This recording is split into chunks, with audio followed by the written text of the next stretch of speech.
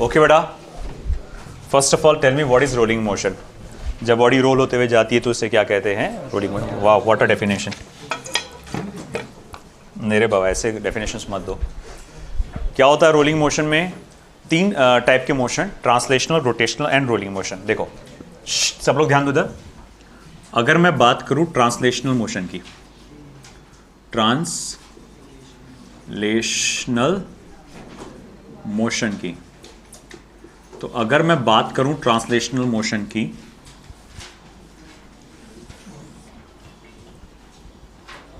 तो यहां क्या होता है बेटा? सीन देखो, हर एक पार्टिकल जो है यहां पर, हर एक पार्टिकल जो है एक ही स्पीड से एक ही डायरेक्शन में बढ़ते रहता है। जैसे ये पार्टिकल का सेंटर ऑफ मास है, बॉडी का सेंटर ऑफ मास है, इसकी स्पीड इस डायरेक्शन में होगी और कितनी होगी? VCOM, है ना।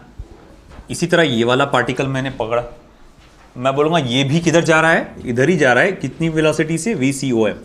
ये पार्टिकल किधर है? इधर ही जा रहा है, VCOM। ये पार्टिकल किधर जा रहा है? इधर जा रहा है, VCOM। ये पार्टिकल किधर जा रहा है? इधर जा रहा है, VCOM, एंड सो ऑन, है ना।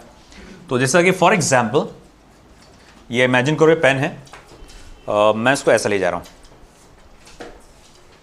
ऐसा बिना रोटेट किए सीधा सीधा सीधा सीधा सीधा सीधा सीधा सीधा सीधा लेके जा रहा हूं, तो सारे के सारे पार्टिकल्स जो है एक ही डायरेक्शन में आगे बढ़ रहे हैं और सभी की स्पीड कितनी है? उतनी है।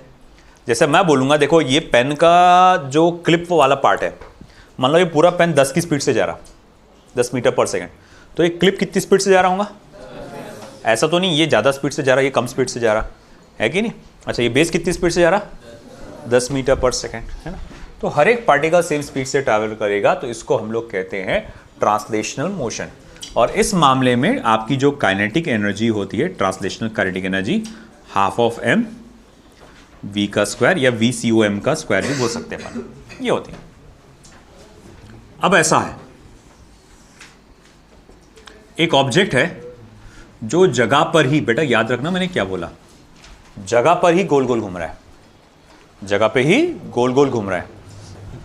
तो देखो, अगर ये गोल गोल जगह पे ही घूम रहा, तो उसका सेंटर ऑफ मास कहां होगा? बोले वहीं होगा। तो velocity of centre of mass rotational motion में क्या होता है? 0। अच्छा ठीक है, ये पार्टिकल का वेलोसिटी किधर होगा? इधर। ये पार्टिकल का वेलोसिटी किधर होगा? इधर। ये इधर, ये इधर, है ना। अगर ये भी पकड़ लिया मैंने, चलो ठीक है, ये यहां पे, तो बोले ये पार्टिकल का वेलोसिटी किधर होगा? ये रेडियस है अगर, तो यहां से इधर। तो ये कौन से वेलोसिटीज है बेटा? Rotational velocities. Vector VR, vector VR, vector VR, vector VR, ठीक है। ये क्या है? आपके रोटेशनल वेलोसिटीज है। मेरे को अलग अलग वैल्यू डालना चाहिए यहाँ पे असल में। ये VR1 कर डालता हूँ, 2 कर डालता हूँ, 3 कर डालता हूँ, 4 कर डालता हूँ, 5 कर डालता हूँ, सबकी वैल्यूज अलग अलग होंगी क्योंकि, है ना। तो इस तरह के मोशन को क्या कहा गया है बेटा? रोटेशनल मोशन, है ना।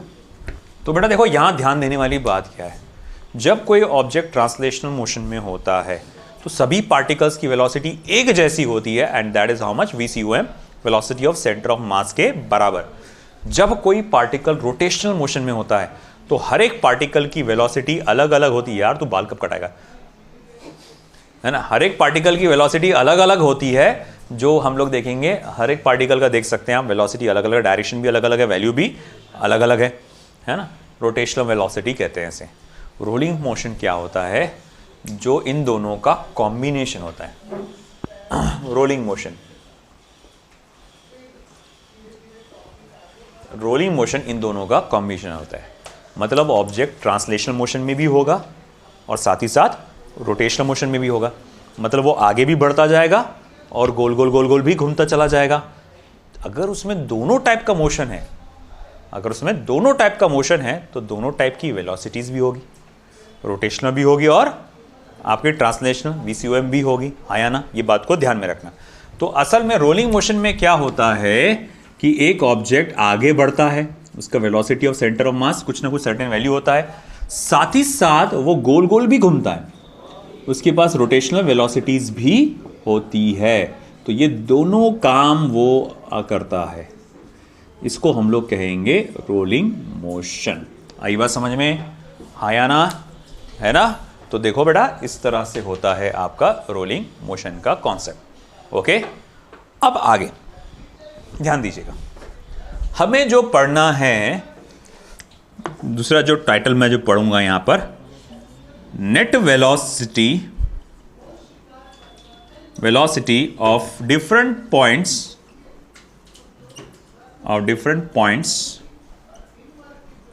इन अ rolling motion, net velocity of different point in a rolling motion. तो ये मुझे एक कॉन्सेप्ट है जो स्टडी करना है, net velocity at different points in a rolling motion. अब बोले ये कैसा, तो देखो इमेजिन करो एक ऑब्जेक्ट, बड़ा सा ऑब्जेक्ट रोल करते हुए आगे जा रहा है, और ये है इसका velocity of centre of mass. इसका क्या है बेटा, velocity of centre of mass. एक पर्टिकुलर पॉइंट पकड़ लेता हूं मैं, पॉइंट P,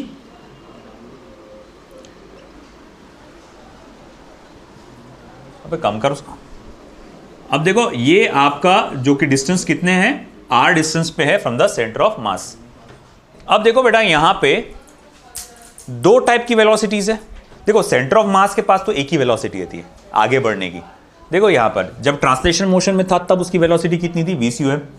जब रोटेशनल मोशन में था तब क्या वेलोसिटी थी, 0। हाँ, मगर रोलिंग मोशन में सेंटर ऑफ मास के पास क्या होती है, VCUM। हाँ या ना, है ना।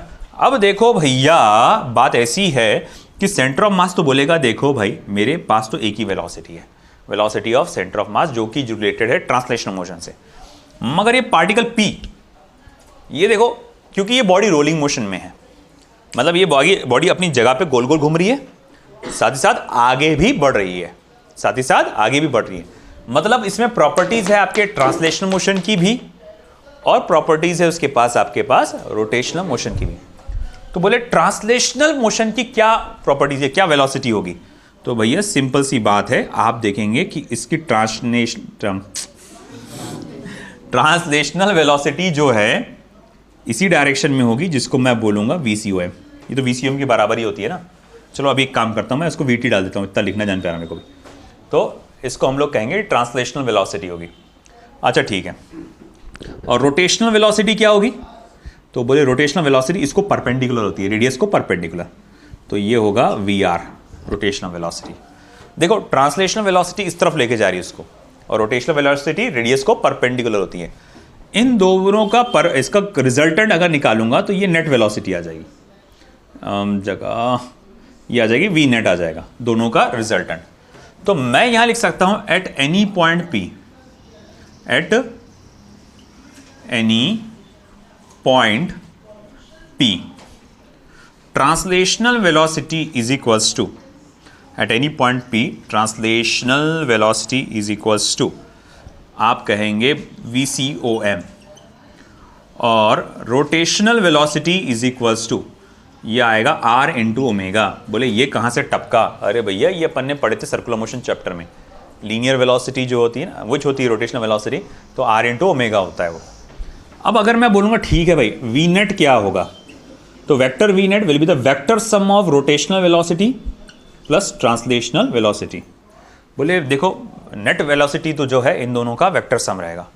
अच्छा फिर मैग्नीट्यूड क्या रहेगा, V net is equal to under root of VR का स्क्वायर प्लस VT का स्क्वायर।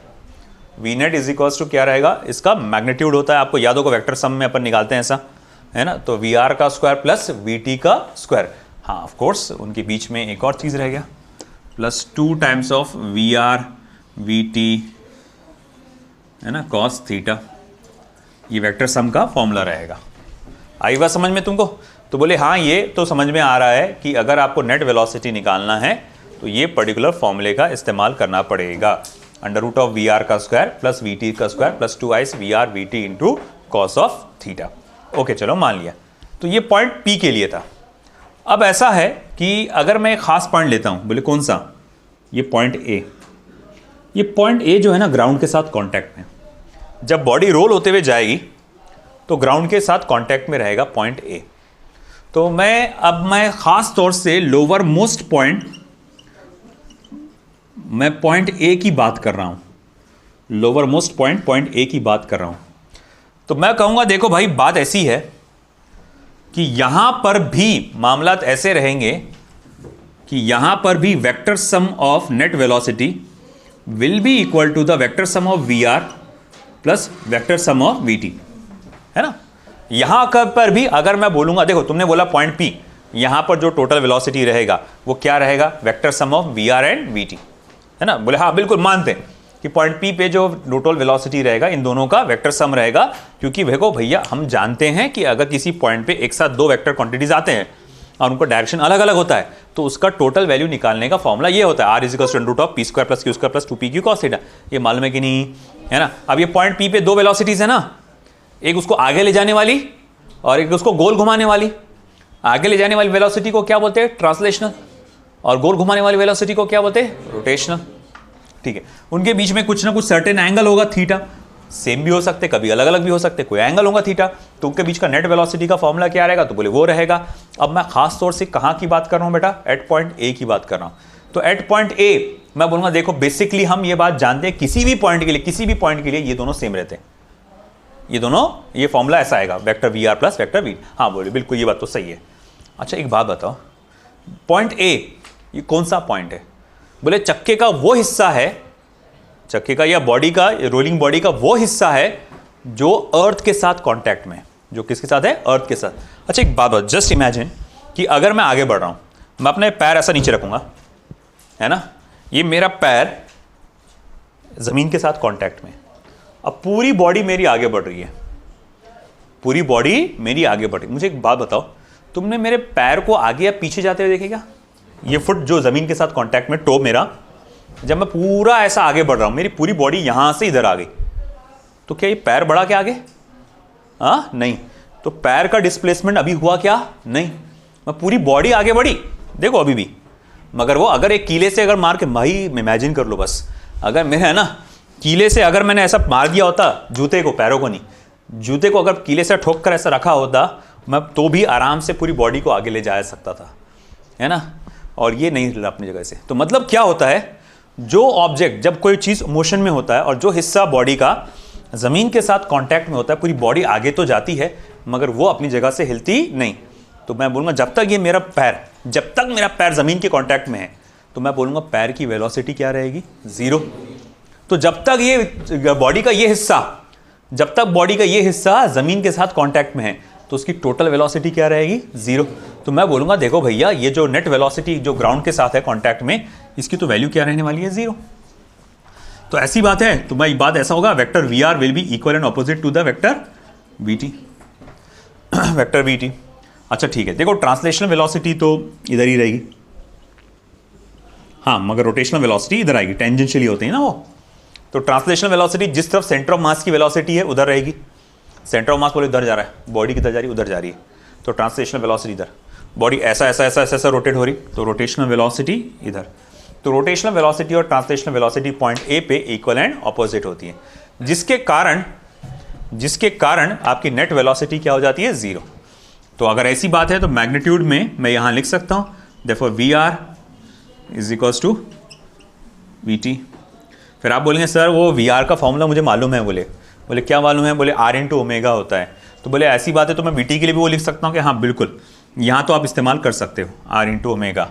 अगर यहाँ से लेकर यहाँ तक का रेडियस कितना है, कैपिटल आर है, तो आप उसके लिए आर इंटू ओमेगा का इस्तेमाल बिल्कुल कर सकते, बेझिझक कर सकते, कोई मसला नहीं। आई बात समझ में आपको? तो ठीक है, इतना पता चला जब भी कोई बॉडी रोल होते हुए जाती है तो जो पॉइंट लोअर मोस्ट पॉइंट होता है बॉडी का, उसकी टोटल वेलोसिटी कितनी होती है, जीरो। टोटल है, टोटल, जिसमें ट्रांसलेशनल भी आ गया और रोटेशनल भी आ गया, दोनों का मिलाकर, क्योंकि ट्रांसलेशनल बोलता इधर चल, रोटेशनल बोलता इधर चल, जितनी वेलोसिटी से उसको उधर खींचता ये उतनी वेलोसिटी से इधर खींचता। इसी कारण से हम लोग कहते हैं कि rotational velocity, sorry net velocity क्या है, जीरो है। ट्रांसलेशनल वेलोसिटी आगे की तरफ है, रोटेशनल वेलोसिटी पीछे की तरफ है ना, और आपकी नेट वेलोसिटी कहीं नहीं है, जीरो है। ठीक है, ये हो गया पॉइंट ए। इसी तरह मैं स्टडी करने वाला हूं पॉइंट बी के बारे में। तो अब हाईएस्ट पॉइंट या अपर-मोस्ट पॉइंट, हाईएस्ट पॉइंट की अगर मैं बात करूं, पॉइंट बी की मैं अगर बात करूं, तो भाई हाईएस्ट पॉइंट पे अगर हम लोग देखेंगे तो देखो भैया ये पॉइंट बी जो है ऑफ कोर्स इस बॉडी का हिस्सा है, तो इसकी ट्रांसलेशनल वेलोसिटी कहाँ होंगी? बोले यार ये इधर ही होंगी जिस तरफ सेंटर ऑफ मास की वेलोसिटी रहती, तो ट्रांसलेशन तो उतनी ही रहती है, हर जगह वही सेम रहती है, तो वेलोसिटी अभी भी इसकी इधर ही होगी। अच्छा ठीक है मान लें। और ये ऐसा गोल गोल घूम रहा है ना, तो रोटेशनल वेलोसिटी क्या होगी? बोले इधर होगी, है ना। अब कमाल की बात क्या नजर आया आपको यहाँ पे? ट्रांसलेशनल वेलोसिटी और रोटेशनल वेलोसिटी दोनों का डायरेक्शन क्या हो गया? सेम हो गया। अब अगर दोनों का डायरेक्शन सेम हो गया तो मैं क्या लिख सकता हूं? वी नेट यहां पर हाईएस्ट पॉइंट पे वो कितना होगा? Just V R plus V T. याद है ना, डायरेक्शन सेम रहा तो अपन डायरेक्ट ऐड कर सकते, तो V R plus V T. फिर आप बोलेंगे अरे सर वो वी आर तो वी टी के बराबर है, तो मैं इसको लिख सकता हूं फिर 2 टाइम्स ऑफ वी टी या 2 times of V C O M लिख सकता हूं। 2 टाइम्स ऑफ वी टी या 2 times of V C M. बोले क्यों? क्योंकि भैया वी आर और वी टी दोनों के दोनों सेम है। बोले ये कैसे पता चला? हमको यहां पता चला कि जो पेरीफेरी पे होता है, मतलब अगर पार्टिकल आखिर में हो, पेरीफेरी पे, किनारे पे, सरकमफेरेंस पे हो, तो वहां पर वी आर और वी टी कैसे होते हैं? सेम होते हैं। तो मैं बोलूंगा यहाँ वी आर और वी टी की वैल्यू सेम है, तो इसको जिसको मैं लिख सकता हूँ twice V C O M. अगर ऐसी बात है तो फिर मैं इसको ऐसा लिख सकता कि ट्वाइस आर इंटू ओमेगा। बिल्कुल लिख सकता, कोई मसला नहीं, क्योंकि वी सी ओ एम यहाँ पर दिख रहा है ना आपको, V T V R into omega के बराबर है, तो भैया इसकी जगह आप आर इंटू ओमेगा भी लिख सकते हो, कोई मसला नहीं, कोई प्रॉब्लम नहीं।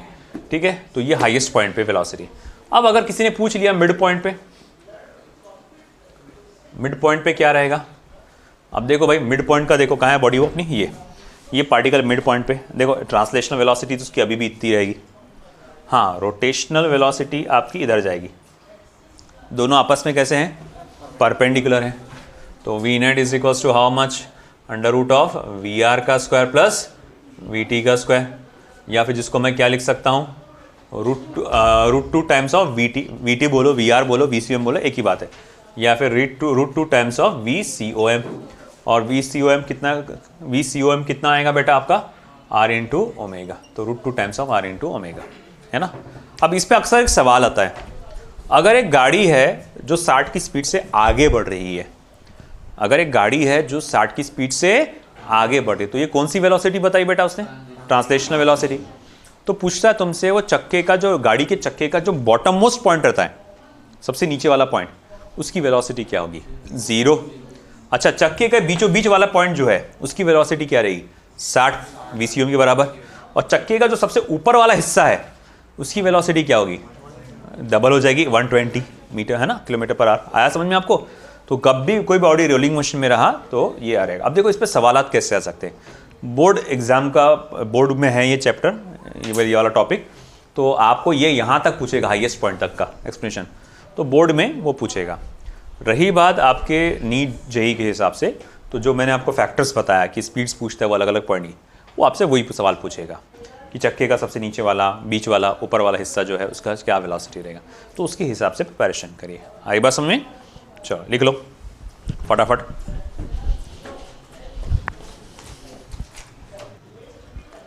तो अगला जो टॉपिक है काफ़ी आसान सा टॉपिक है हमारा, kinetic energy of a rolling body.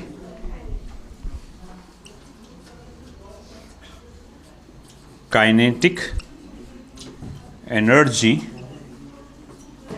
Of a rolling body. Kinetic energy of a rolling body. देखो रोलिंग काइनेटिक एनर्जी, इसका अब देखो बॉडी, अब देखो आप जानते हैं रोलिंग मोशन मतलब क्या होता है, it is a sum of translational motion and the rotational motion. इसीलिए जब आप काइनेटिक एनर्जी स्टडी करोगे तो 2 टाइप की रहेगी, एक रहेगी ट्रांसलेशनल काइनेटिक एनर्जी और एक रहेगी रोटेशनल काइनेटिक एनर्जी। अच्छा ठीक है, ट्रांसलेशनल काइनेटिक एनर्जी का फॉर्मूला क्या है? आप कहेंगे half of mv², isn't it? और रोटेशनल काइनेटिक एनर्जी का फॉर्मूला क्या है? तो हाफ ऑफ I ω², तो is equals to half of mv² plus half of I का फॉर्मूला होता है mk², ओमेगा का फॉर्मूला होता है v²/r²। अब देखो बेटा क्या करेंगे अपन, यहाँ से हाफ ऑफ mv² को कॉमन निकाल लेंगे। तो देखो मैं हाफ ऑफ mv² को यहाँ से कॉमन निकालता हूँ, तो वो हो जाता था half of M V square common निकला। मुझे इसको इरेज कर देना चाहिए। ओ भाई ठीक है, जान दे।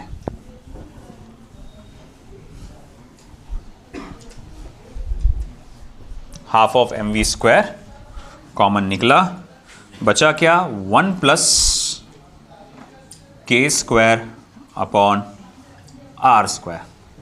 ये मेरे पास फॉर्मूला आ गया, जिसको मैं ऐसा भी कह सकता हूं, kinetic energy of a rolling body is equals to translational kinetic energy 1 plus K square upon R square. इसको आप ऐसा भी लिख सकते हैं।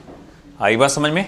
तो ये हमारे पास फॉर्मूला तुम्हारे बोर्ड एग्जाम के लिए बहुत इंपॉर्टेंट है। ये बोर्ड एग्जाम में ये क्वेश्चन पूछता है तुम्हारे 2 से 3 मार्क के लिए कि obtain an expression for kinetic energy of a rolling body. तो ये याद रखना, 1/2 of M V square 1 plus K square upon R square. आई बात समझ में? लिख लो ये पूरा।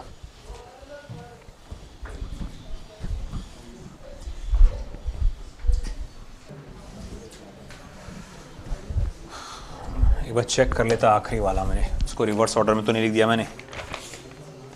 2/5 होना है और ये 2/7, तो ये हो जाएगा 40 और ये 28.5। हाँ, तो देखो बेटा, ये असल में नीट वालों को तो इतना इंपॉर्टेंट नहीं बोलूँगा मैं, इसको लिख के रख लो, मगर नीट वालों को भी बोलो, लिख के रखना है आपको। जेई वालों को ध्यान देना है, क्योंकि नीट में इस साल भी रोलिंग मोशन डिलीट कर दिया गया, प्रोबेबली अगले साल भी डिलीट कर दिया जाएगा, है ना। मगर जेई वालों का ऐसा कुछ हुआ नहीं है अभी फ़िलहाल। तो हम लोग ये कहेंगे कि इसमें है क्या। असल में यहाँ इम्पॉर्टेंट बस जो चीज़ है वो सिर्फ एक ये चीज़ है, के स्क्वायर अपॉन आर स्क्वायर। ये सबसे इंपॉर्टेंट चीज़ है। ये अगर आपको याद रह गया तो ये ठीक है, कर लिए। क्या है कि एक बात याद रखो, के स्क्वायर अपॉन आर स्क्वायर का रेशियो, रेडियस ऑफ गायरेशन का रेशियो। अगर आपको याद होगा, रिंग जब अपने सेंटर ऑफ मास पे रोटेट होता है, उसका रेडियस ऑफ गायरेशन क्या होता है? आर स्क्वायर, है ना। तो के की जगह अगर मैं आर डालूं तो वो क्या फॉर्मूला आ जाएगा? R square upon R square, जिसका आंसर क्या आ जाएगा? 1/2। इसी तरह जब डिस्क अपने सेंटर ऑफ मास पे रोटेट होता है तो उसका मोमेंट ऑफ इनर्शिया क्या, रेडियस ऑफ गायरेशन होता है कि r/√2, r/√2 something like that कुछ होता है। तो जब उसको स्क्वायर करेंगे तो आर स्क्वायर अपॉन 2, तो वो आर स्क्वायर कैंसिल होकर ऐसा बनेगा। तो अलग अलग बॉडी का के स्क्वायर अपॉन आर स्क्वायर का वैल्यू भी दिया हुआ है। इसने कहा है कि अगर सभी बॉडी सेम स्पीड से ट्रैवल कर रही है, सबका मास सेम है, तो सबका ट्रांसलेशनल काइनेटिक एनर्जी तो एक जैसा रहेगा। हाँ, मगर रोटेशनल काइनेटिक एनर्जी सबका अलग अलग रहेगा। रोटेशनल काइनेटिक एनर्जी का देखो फॉर्मूला क्या होता है?